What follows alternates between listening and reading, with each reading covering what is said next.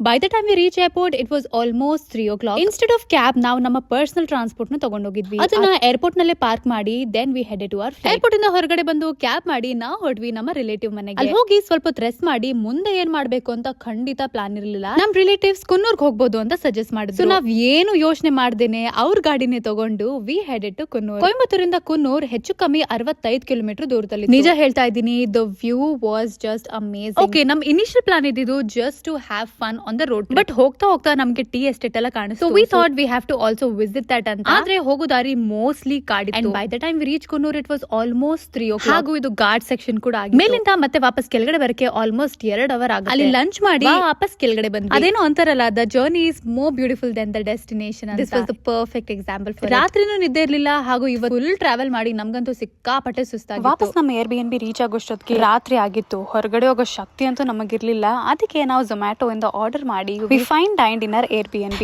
ಎಷ್ಟು ಹಸುವಾಗಿತ್ತು ಅಂದ್ರೆ reach ಆಗ್ತಿದಾಗೆ order ಮಾಡಿ ತಿಂದು we called it a day. ಮುಂದಿನ ಅಪ್ಡೇಟ್ ನಾನು ನೆಕ್ಸ್ಟ್ ವಿಡಿಯೋದಲ್ಲಿ ಕೊಡ್ತೀನಿ. ಅಲ್ಲಿ ಗಂಟ ನಾವು ಸಿಗೋಣ ಮುಂದಿನ ವಿಡಿಯೋನಲ್ಲಿ.